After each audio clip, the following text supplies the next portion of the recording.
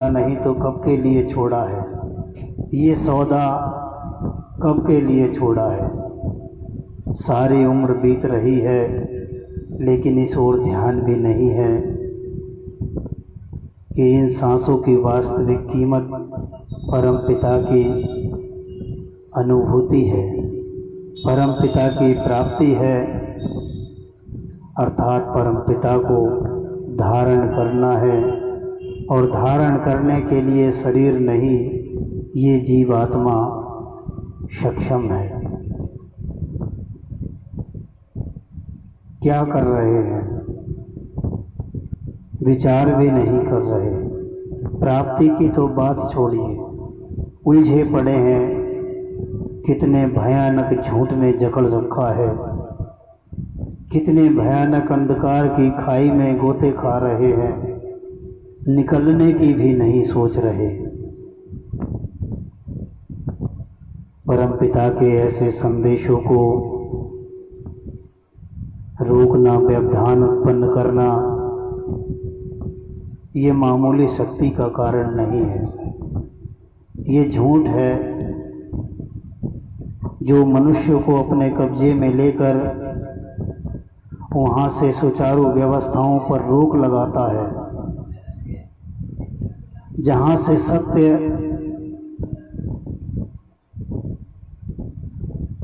संसार में पहुँच सकता है, वहीं पर वो अपनी पकड़ को मजबूत करता है। आइए, आप सभी से यही निवेदन है कि परमपिता के इस पैगाम को आप YouTube से या Facebook से डाउनलोड करके जितना आगे से आगे तक पहुंचाएं। ये वास्तव में आपका वो योगदान होगा, इस संसार को अंधकार से बचाने का कारण होगा।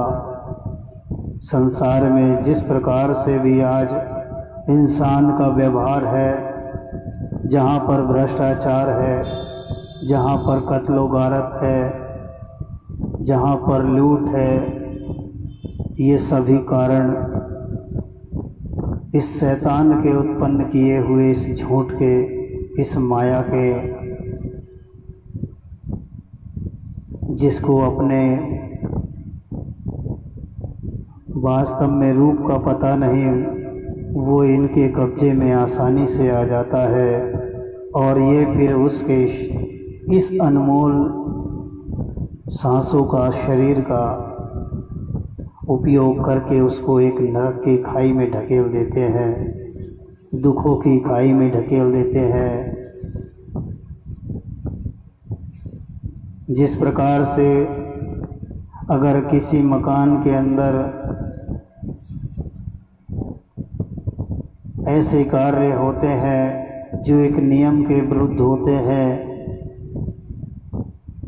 तो उसका खामियाजा उसको भुगतना पड़ता है जो उस मकान में रहता है। चाहे वो करने वाला वहाँ पर कोई और हो, लेकिन खामियाजा उसको ही उठाना पड़ता है। अर्थात इस शरीर में रहकर बेशक ये शैतान अपना कार्य कर रहा है, लेकिन इसका खामियाजा इस जीवात्मा को ही भोगना पड़ता है,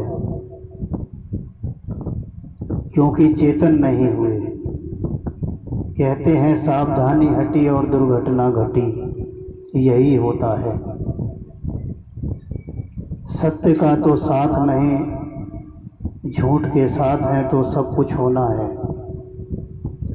आइए, परमपिता के इस पैगाम में कहने को बहुत है,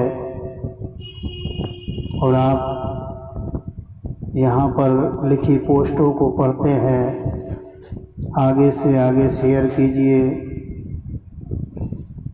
इस झूठ के युग में स्वाभाविक है कि हमें सत्य की प्राप्ति ना हो, लेकिन परमपिता के ये संदेश इस झूठ से बचाकर आपको सत्य में स्थापित करने के लिए सक्षम है। अर्थात जहाँ पर आज अपने बचाव का कोई रास्ता नज़र नहीं है, वहाँ पर ये आपको इस प्रकार से सेफ कर देगा जहाँ पर इस संसार का झूठ अपने कब्जे में नहीं ले सकता। परमपिता का यह पैगाम साधारण नहीं है। इसको साधारण यदि समझा तो वास्तव में फिर वही कीमतें प्राप्त की जो एक बार एक किसान अपने खेत में हल चला रहा था, तभी उसको वही एक पत्थर का चमकीला टुकड़ा ज़मीन से बाहर निकलता हुआ दिखाई दिया। उसने उसको खोदा, निकाला और निकाल करके देखा ये तो किसी काम का नहीं है, ले गया। उनने कहा ठीक है, देखता हूँ कोई दुकान पे ख़रीद ले। वो दुकानदार के पास गया, दुकानदार से बोला भाई ये मैं बेच रहा हूँ, क्या तुम इसको ख़रीदोगे? दुकानदार ने कहा हाँ मैं ख़रीद लूँगा इसको और बदले में आपको इसके 100 रुपये दूँगा। वो किसान सोचने लगा कि ये मेरे लिए तो कुछ भी नहीं लग रहा, लेकिन ये 100 रुपये दे रहा है, इसका मतलब ये ज़रूर किसी काम का है। तो उसने कहा नहीं भाई 100 रुपये में मैं नहीं दूँगा, मुझे इससे ज़्यादा चाहिए। दुकानदार बोला 100 रुपये से ज़्यादा 1 रुपया भी नहीं दूँगा, देना है तो दे, नहीं तो ले जा वापस। वो किसान उस चमकीले टुकड़े को पत्थर के आगे ले जाता है। आगे जाकर एक दुकानदार से कहता है भैया मैं इसको बेच रहा हूँ, क्या तुम लोगे? दुकानदार देखता है, कहता है ठीक है मैं ले लूँगा, मैं तुम्हें इसके बदले में 2000 रुपये दूँगा। किसान सोचने लगता है ये मूर्ख है, इसको पता ही नहीं ये 100 रुपये से ज़्यादा का नहीं।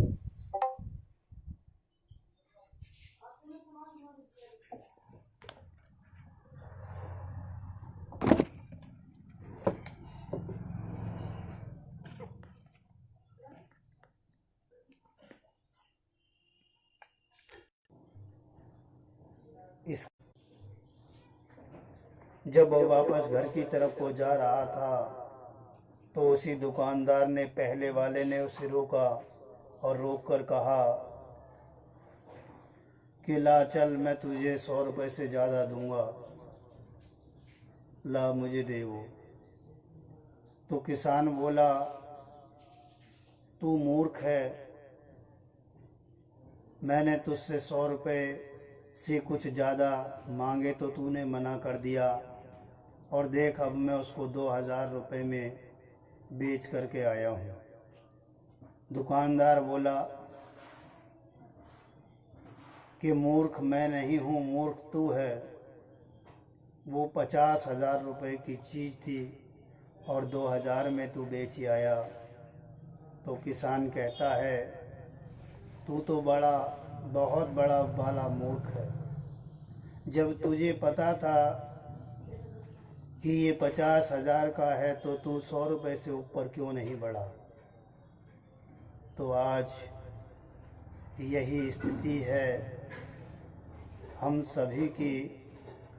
इसकी वास्तविक कीमत का पता नहीं, मनुष्य के जीवन का, मनुष्य के शरीर की वास्तविक कीमत का पता नहीं। इसलिए अगर कोई सोचता है कि मैंने ज़मीन जायदाद इकट्ठी कर ली, मैंने अपने आप को किसी विशेष प्रकार का इंसान बना लिया, मैंने धर्म ग्रंथों को पढ़ लिया, मैंने मालाएं जप ली, मैंने रोज़े नवाज़े पूरे कर लिए, मैं हज हो आया, मैंने जीवन में बहुत बड़ी बड़ी उपलब्धियां कर ली, मैं धन दौलत का मालिक हो गया, तो तो यही सही कीमत है। तो फिर क्यों कहा गया है कि जब संसार छोड़ करके जाओगे तो खाली हाथ जाओगे, ये शरीर भी साथ नहीं जाएगा? क्यों कहा गया है? यहाँ पर चेतन तो किया गया है, लेकिन चेतन करने के बाद इसको सही रूप से समझाया नहीं गया है, वो कीमत नहीं दी गई है जिसकी वजह से ये समझ एक सार्थक रूप लेकर हमें समझा सके। धर्म ग्रंथों का केवल ये इशारा है, लेकिन सक्षम नहीं है। इसको सत्य, क्योंकि सत्य तभी होता है